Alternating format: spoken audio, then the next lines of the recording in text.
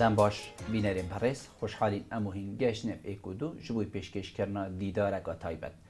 دیدارە تایبەتە vê carê gel mamostaya zor hêja mamosta Ziyad Cebar serokê fraksiyona yeketiya Niştimaniya Kurdistanê li Perlemanê Kurdistanê û heman demda serokê lijna darayî li Perlemanê Kurdistanê babetê me yê vê carê anehiya xwedê vê dîdarê da dê du tewera xwe vegirîtin tewerê êkî dê behsê helbijartina ku serokê herêma Kurdistanê wasa biryar da ku helbijartinit heyva deha ev sala da anehiya xwedê bêne encamdan em dê behsê hindîkên ku ev helbijartine dê çi şêwe hêne encamdan Kurdistan dê hemî êk bazine bîtin şêwê helbijartina dê çavbîtin heman dem de em dê behsê hikûmeta herêma Kurdistanê keyîn û qeyranît ku berdewam hikûmetet kevîte tê da بۆچی حکومەتە هەرێما کوردستانی بەردەوامەت قەیرانەدا نافتگران بیت حکومەتە هەرێما کوردستانی هەرات قەیرانەدا کێشەل کیرەیە خەلکی هەرێما کوردستانی حتا کەنگی دێت تەحملە هەندێکەتن کو قەیرانە دیف قەیرانێ بۆ وی خەلکی دروست بیت بینەرین مەبن کەرەماخۆ ئەم دێ دیدارە وێجارێ پێشکەشکەین مامۆستا زۆر سوپاس بوو جەنابێتە وتە دەلیڤەدا ئەمە ئەم وێ دیدارێ پەرلەمانی کوردستانی گەل جەنابێتە ئەنجام بدەین زۆر سپاس مامۆستا ئەم دێ پرسیارە خول وی تەوەری وێ دەست بکەین ئەنجامدانە هەلبژارتنات دەهێ هەیڤە ئەف ساڵەدا هەیڤە دەه ئەف ساڵەدا هەگەر خودی هەستکرد بینە ئەنجامدان ئەف هەلبژارتنە دێ چ شێواز هێنە ئەنجامدان وەکی بەرین و کەت بیتن یانجی شێوازی هەلبژارتنە دەهێتە گۆڕی زۆر سپاس بۆش بەخێر بن سەر چاوان دیارە هەڵبژاردن لە هەرێمی کوردستان هەڵبژاردن بە تایبەتی پەرلەمانی کوردستان لە ڕابردووە بە یاسای ژمارەیەکی ساڵی 1992 ئەم یاسایە 30 ساڵ لەمەوە پێش لە ساڵی 1992 دەرچووە 5 خۆلی پەرلەمان بەم یاسایە هەڵبژاردن کراوە بە پێی ئەم یاسایە هەر 4 ساڵ جارێک لە هەرێمی کوردستان پێویستە هەڵبژاردن بکرێت ئێستا لە 6/11 سوێنی یاسایی خوراوە کەواتە 6/11 4 ساڵی ڕێکە کە پەرلەمانی کوردستان خولی پێنجەم دەست بەکارە و کاری خۆیەکات بۆی هەڵبژاردن لە کاتی خۆیان ئەنجام بدرێت پێویستە لەو کاتای پێش 6/11 کاتی هەڵبژاردن دیاری بکرێت ئەوەی کە جەنابەت باس کرد سەرۆکی هەرێم کاتەکەی دیاری کردووە یەشی دە هەڵبژاردن لە هەرێمی کوردستان بکرێت ئەمە لە ڕووی پەیڕەویەوە کاتێکی خۆیەتی و سەرۆکی هەرێم ئەرچی خۆی بووە کە ئەو کاتە دیاری بکات ئەوەی تاوەکو ئێستا هەیە هەر بەم یاسای ژمارەیەکی ساڵی 92 هەڵبژارد نەکرێت لە پەرلەمانی کوردستان بۆ پەرلەمانی کوردستان بەڵام ئەوەی کە هەیە ئەم یاسایە وڵایەکمان نەزانین کە یاسایەکە وەکوتم 30 ساڵە دەرچووە کەم و کوڕێکی زۆری تیا ڕەنگە گۆڕانکاریێکی زۆر لە هەرێمی کوردستان لە ڕووی ئابووری لە ڕووی سیاسی و لە ڕووی کۆمەڵایەتیشەوە گۆڕانکاری گەورە لەم 30 ساڵا ڕوویداوە لە هەرێمی کوردستان ئەو کاتە ئەو یاسایە لە ڕووی فەنیاتەوە بە سادەترین شێواز هەڵبژاردننی ئەنجامداوە ئەو شێوازی هەڵبژاردنەی کە پێ ئەنجام درراوە بەڕایەکێتی نیشتیمانی کوردستان وایە کە پێویستی بە گۆڕانکاری هەیە و ئەگە دیقەت بێ لە عێراق 5 هەڵبژاردن کراوە 5 خولی پەرلەمانی هەر خولێک لە یاسایەکی تایبەتی بۆ دەرچووە ناکرێ ئێمەش لە هەرێمی کوردستانە ئەو یاسایی کە 30 ساڵ لەمەوە پێش دەرچووە کە بە سادەترین شێوەیە وەکو باسم کرد بێنجارێککە بەم یاسایە هەڵبژاردن بکەین لەبەر ئەم کۆمەڵە سەبەبی خوارەوە یەکەم لە ڕابردووە 5 خولەی پەرلەمان هەرێمی کوردستان یەک باز نەبووە پێمان وایە بە تەجروبە بۆمان دەرکەوت کە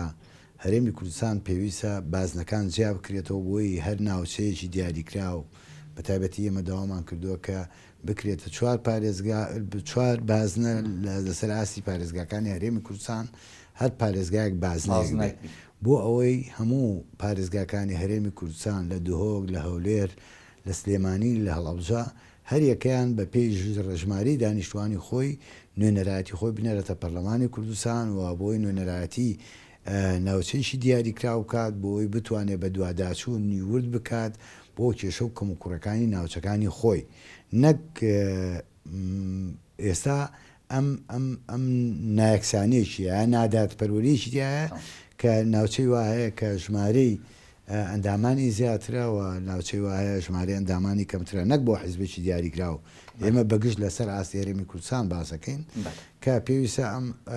ئەمە ڕێک بخرێ و ئەشزانین و بینیمان لە عێراق چەندین گۆڕانکاری و دوا هەڵبژاردننی هەرێمی کوردستان کرابوو بە 12 بازنە ئینتیخابی بەڵام ئێمە داوامان کردووە ئەمە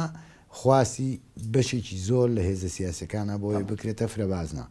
لە ڕووی ئەوەی کە هەیە سەبارەت بە سجلی ناخبین ئەو تۆماری دەنگدرانی کەسە لە هەرێمی کوردستانە هەیە تۆمارێکی کۆنە تایسە لەسەر وەرەقەیە ئەم تۆمارە ڕەنگە پاک نەکراوەتەوە کابوو لە ڕابردووە پاک کرایەتەوە مەسەلەنەوانەی کە لە ساڵانی ڕابردووە وفاتیان کردووە ئەمانە لەم سجلی ناخبینە دەربکرانە یا کۆمەڵی چکەیتیایە کە وایەتیانە وایەتایەتی ئەوەی کە داوامان کردووە ئەم سجلی ناخبینە گۆڕانکاری بەسەرا بێت ئەگەر نەشتوانی نەما لەم کاتا پاکێنەوە ئەوەی کە تۆماری دەنگدەرانی دوا تۆماری دەنگدران کە دوا هەڵبژاردننی لە هەرێمی کوردستانیان لە عێراقا پێکراوە لە ساڵ 2020 کراوە ئەوە بکرێتە بنەمایەک بۆی کاری لەسەر بکرێەوە کۆمەڵێک وردەکاری تر کە لە ڕووی فەنیاتەوە پێویستی بە گۆڕانکاری هەیە تاکو بتوانین هەڵبژاردنێکی پاک و بێگەر لە هەرێمی کوردستانە بکەین کە بێتە ڕسووری بۆ هەموو لایەکمان. مامۆستا ئەڤێن کو جەنابێتە بەحسکردین کێشێن نەکێشێن بچیکن کێشەیەن مازنن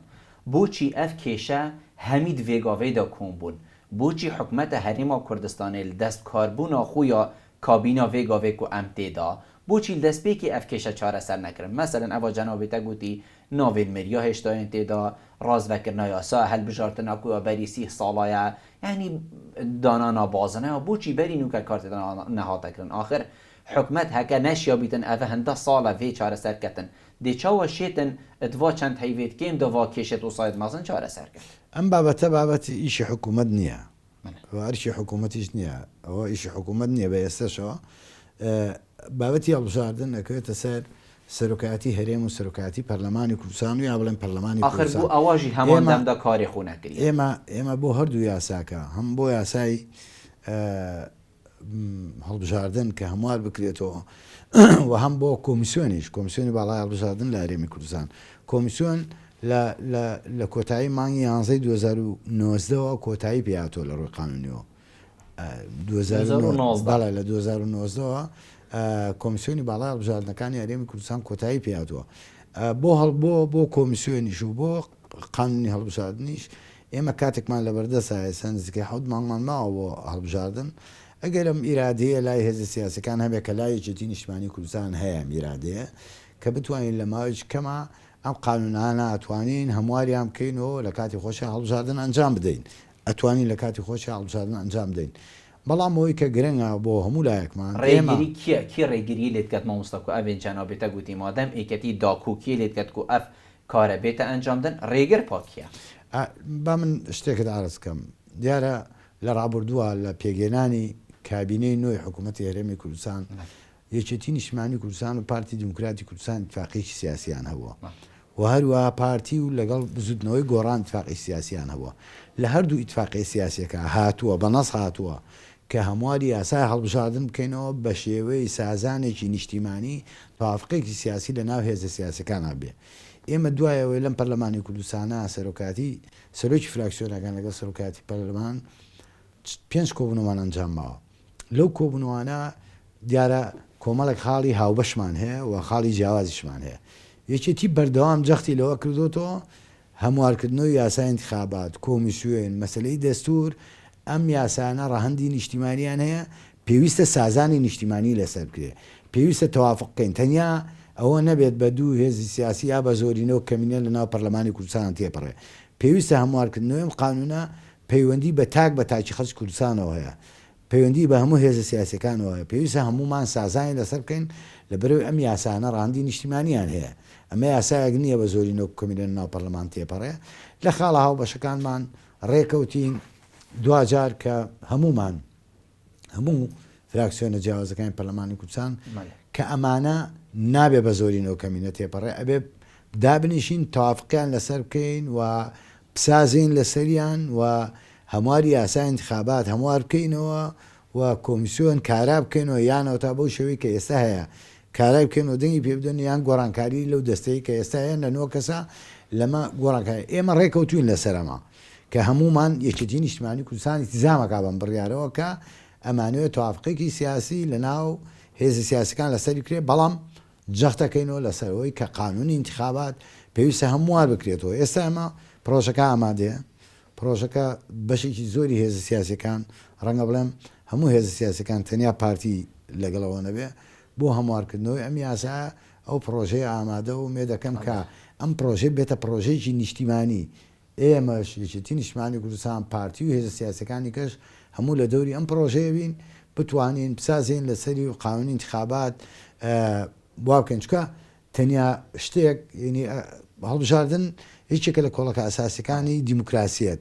تەنیا شتێک کە ئەمڕۆ ما بێتەوە لە هەرێمی کوردستانەوەیە کە هەڵبژاردن لە کاتی خۆی ئەنجام بدری و هەڵبژاردن کردی و خەڵک سنوڕەکانی دەنگان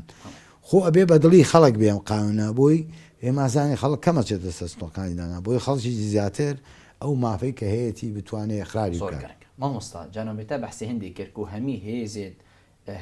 هێزولانی سیاسیین هەرێما کوردستانی پشتگیریە هەندێککەن و ئەف یاسا بێنەوە هەموارکردن تەنیا هەموونا چکە پێگاتنیا پارتی دیموکراتی کوردستان نەبیتن لەگە پێگاتەکان تەمام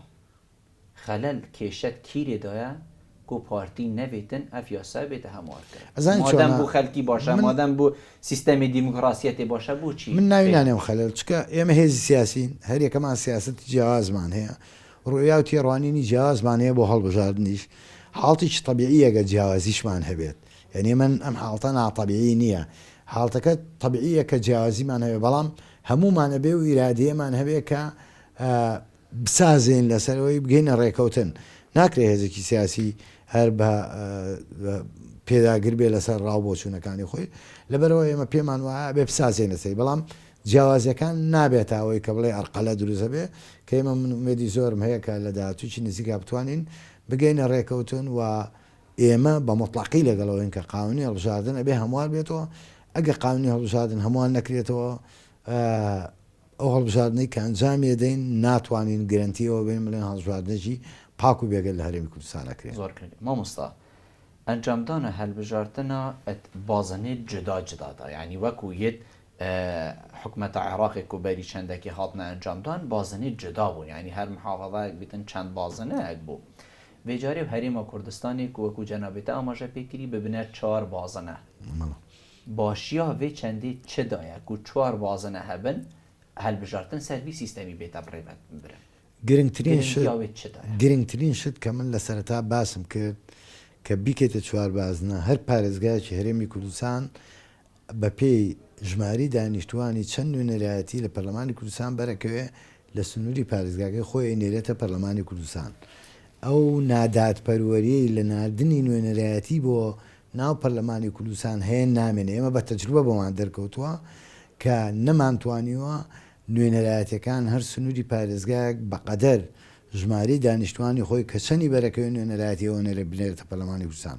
بۆ ئێمە پێمان وایە 4 بازنەیە جارێکی کام عەدالەتە ڕێگە خاتەوە و هەر کەس نوێنەرایەتی خۆی وە من نوێنەرایەتی پارێزگایشی دیاری کراوم کە نوێنەری پارێزگاکەم بۆ مەو کاتەیەم لەسەر خواست و داواکاریەکان و داخوازەکانی خەڵکی سنووری پارێزگاکەم قسەم هەیە بۆ سادیارکەت و ئەوێت و حتا فێگاوێژی ئەندامن پەرلەمانی نەنوێنەرێت ڕاستەقینەیەن جێن خونە نەشیاب درستایی چ بۆ خەلکێ دەبەرە خۆ بکەن من بەو زمانە ناوڵێن نوێنەری ڕاستەقینە نین هەموو ئەمانە نوێنەرایەتی سەرانسەری کوردستانن بەڵام ئەگەر و کاتە وای لێبێت دیارە نوێنەرایەتی سەرانسەری کوردستانە بنوێ چوار پارێزگاکە بەڵام تەرکیزی زیاترێ بێ کە چۆن خزمەتی سنووری پارێزگاکەی خۆی بکات ئەوستا ئەم دێ vê ئەم بێژین تەوەریدا بەحسێ حکومەتە هەرێما کوردستانێکەی نوش ڕووی داراییەفە بۆچی حکومەتە هەرێما کوردستانê بەردەوامت قەیرانێدا خەلک پرسیار کرد بۆچی ئەم بەردەوامت قەیرانەدا ینی کەسێ شارەزا نینە جێ شارەزا ku حکومەتی va qeyrana xelas biketin xelk wastiya xelk yani bêzar bû deng û basekê xûş nîne sererayê hindê gaz giran bît parê derwaza sinûriyekan tête wergirtin bac rûsumat fî du fî sê û fî hemî tişt bûn û hikûmet berdewam yat qeyranî da berdewam moçenîne berdewam xizmetgûzarî lawaza heta dîmayê منم لە ڕووی زانستیەوە شتێکت بۆ باسکەم دیارە 4 سەرچاوی داهات لە هەرێمی کوردستان هەیە گرنگترین و گەورەترین سەرچاوی داهات لە هەرێمی کوردستان کە زیاد لە نیوەی داهاتی هەرێمی کوردستان سەرچاوی فرۆشتنی نەوتە ئەگەر لە ڕووی زانستیوە قسە بکەیت گەورەترین سەرچاوی فرۆشتنی نەوتەوە ئێستاش نەوت نرخی نەوت لە ئاسێکی بەرزایە و ئەمڕۆ چووە سەر و $100 و وردە ئێستا لە نزیکەی $100 نرخی نەوت کەواتە بێ بڵێن ئێستا هەرێمی کوردستان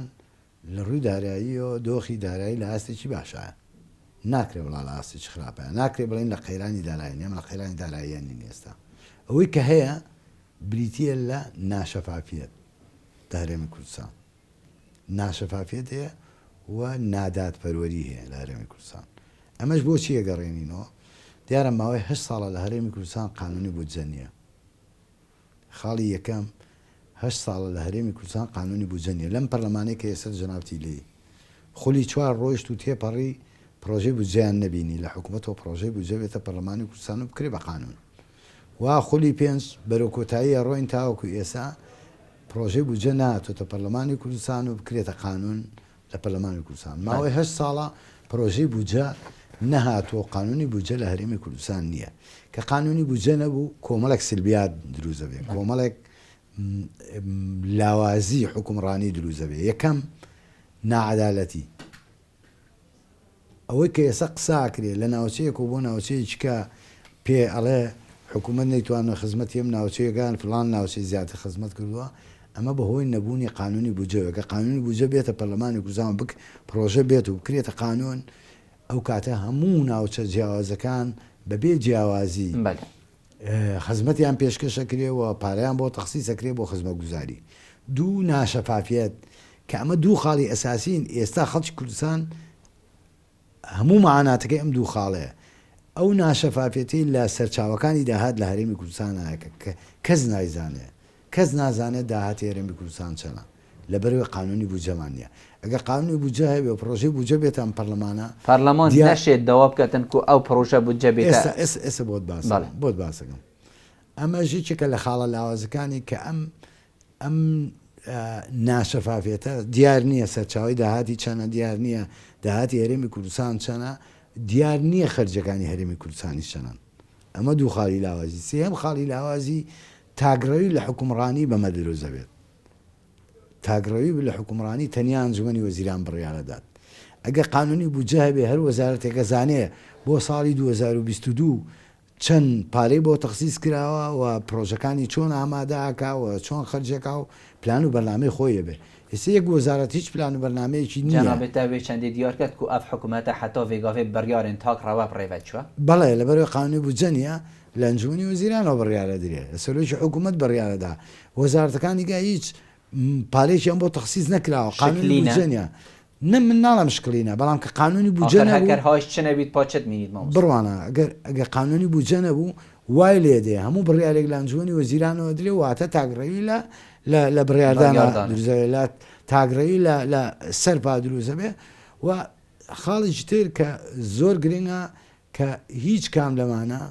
هیچ کام لەم وەزارەتانە نازانن چیەکەن و بۆ هەموو موەساتی ئەوانەی کە چاودێریەکەن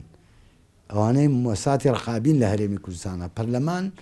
یەکێ لە حلاجەکانی ئەوەیە کە قانونی بودجە نییە ئەچە چاودێری چی بکات نازانێ مەسەلەن ئێمە هەڕبڕۆین لە وەزاری سەحە بڵێن چی بۆ ئەوەت نەکردووە بەڵام ئەگەر پارەکەی بۆ تەخسیس کراوێ بۆ ساڵە بەرنامە هەبێ بەدوایە چی بەدواچی نەک تەنیا بۆ پەرلەمان بۆ موەساتی ڕقابی تر بۆ چاودێری دارایی بۆ دەستەی نەزاها بۆ هەموو ئەمانەش موقفێکی حراجمان هەیە کە ناتوانین وەکو پێویست چاودێری بکەین لەبەرەوە قانونی بودجە کە قانونی بودجە نەبوو هەموو ئەم ناعەدالەتی و ناشەفافیەت و دابەش نەکردنی دەسەڵاتەکان و هەموومانی لێ بێتەوە تا کارەگاتە سەرەوەی کە بەردەوام بڕون نییە کە باری دارایی هەرێمی کوردستان چۆنە ئەمە کاریگەری لەسەر موچا بێ کاروگەری لەسەر ئەوە بێ خەڵک نازانێت لە هەرێمی کوردستان داتەکانی چەنە لەبەرەوە ئێمە بەردەوام پرسیارە جۆ وەڵامی پرسیارەکەت بەردەوام لە پەرلەمانی کوردستانەوە لەم خولا تەشیرمان لەوە کردوەوە کە پێویستە حکوومەتی هەرێمی کوردستان پرۆژەی بودجە بنێرێتە پەرلەمانی کوردستان لە کۆتایی 2020 تا بڕیار بوو بینێرن هەم پارساڵ بە تەواوی پارساڵ ئێمە چاوەڕێمان دەکرد پرۆژەکەی حکوومەتی هەرێمی کوردستان کە ئامادەکاریشی بۆ کرابوو نەگەیشتە پەرلەمانی کوردستان ئەم ساڵ پێیان وتین ئێستا و ئاخریشی ئامادەکاریین و تا یاسەش دیسان پرۆژەکە دیار نییە مامۆستا من بيتن جنابته قلب روني بو من بحث بكتن چنكو جنابته سروكي فراكسيونو ايكيتيا البرلماني وسروكي لجنة دارائية منه نفتا هريما كردستاني چنكو هريما كردستاني زوربي دا پشت بستنا مل سر داهاتي پاري نفتا منه نفتا هريما كردستاني بويا نعمت بو خلقي هريما كردستاني يانجي بويا نقمت يانجي نخير چش با هر دوگانينا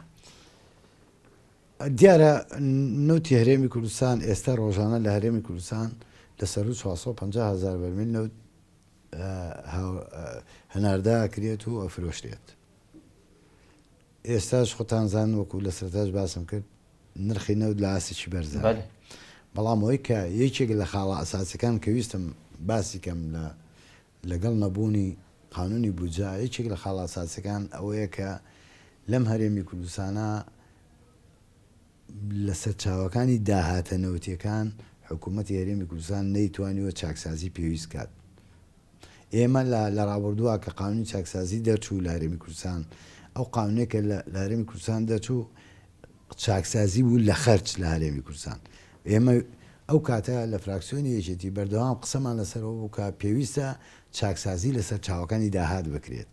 بەڵام ئەو کاتەیەکی تیانی تیهامە کرد بۆی کە ناوێ قانونچ بەڵام دەرکەوت ئێستا کە ئەوەی ئێمە ڕاز بوو کە ئەو گەندەڵی و فەساد و هەدەردانەی لەسەر چاوەکانی داهات هەیە پێویستی بۆیە چاکسازی بکرێت. بۆ نمونە ئێساوەی کە حکوومەتی هەرێمی کوردستان باسێکا لە 159 داهاتی نەوتی ئەڕوا بۆ نەفەقاتی شەریکات و خەرجی شەریکات و مەسلەی قەرج و مەسلەی بۆلی کاڕوا ئەوەی کامێنێت و ڕۆژێکی کەمی بۆ حکوومەتی هەرێمی کوردستان ئەمێنێتەوە لە 140. ئێمە زۆر دەمێکەوە بە تایبەتی من وەکو سەرێکی دیژنەی دارایی ئەماڵم ئێمە لە کۆتایی 2021 راپۆرتێکی لەسەر بارودۆخی داراییمان ئامادە کرد و لە ناوهۆڵی پەرلەمان خوێرمانەوە بەڕوونی داوایەوەمان کردو کە حکوومەتی هەرێمی کوردستان لەو ڕاستپاردانە کە بووەتە زۆرینەی ئەندامانی پەرلەمان دەنگیان پێدا لێرە پەسەند کراوە کە حکوومەتی هەرێمی کوردستان موزەمە بۆی ئەم چاکسازیانە بکات لەو شەریکات و کۆمپانیانەی کە بە دوو جۆرە ئەو شەریکاتانەی شەریکاتی دەروەن و عەقدیان لەگەڵ حکوومەتی هەرێمی کوردستان و شەریکاتی نێودەوڵەتین کۆمەڵ عەقدی لەگە کراوە ئەو شەریکاتی ناوخۆیی کە بریتین لە نزیکەی 800 کۆمپانیا لە بواری نەوتا کارەکەن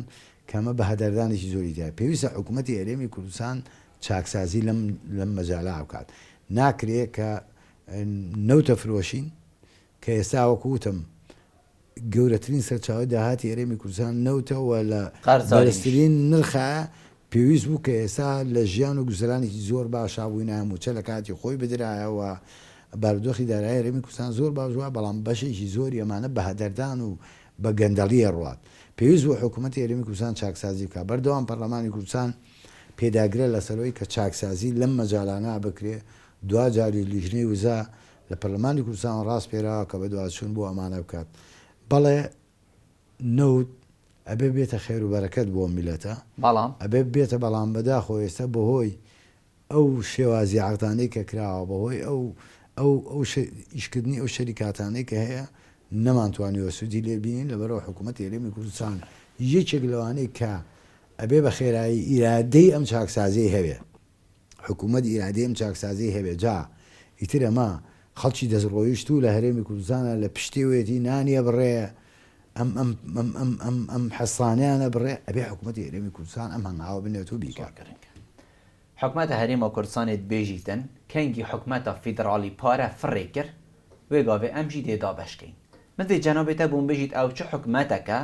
کو نەشێت موچەی دێت هیڤیا بەغدا بیت هەکەر هیڤیا بەغدا بیت بەغداد شێت نویسینگە هەکێژیل وێرێڤەکەت هەما پارەی سەر خەلکی دا بەشکەت چت بێژنەوێ حکوومەتی ئەوا کوبتنێ بۆ هەندێ بیت هەکەر بەغدا پارەی فڕێکەت هەنگی ئەزدا بەشکەن هەکینە مە عەجزە هەیە و مە پارە نینە. ئێمە هەموو لاکمانەزانین لە 2009 هەرێمی کوردستان دوایە قەیرانە سیاسی لە بینی هەرێم و ناوەندا دروست بوو کە لە 2014 بۆ هۆی دروستبوونی قەیرانی دارایی لە هەرێمی کوردستانە لە 2009 بەردەوامەوە لە ڕابردووشا هەبووە بەڵام لە 2009 زۆر چڕکرایە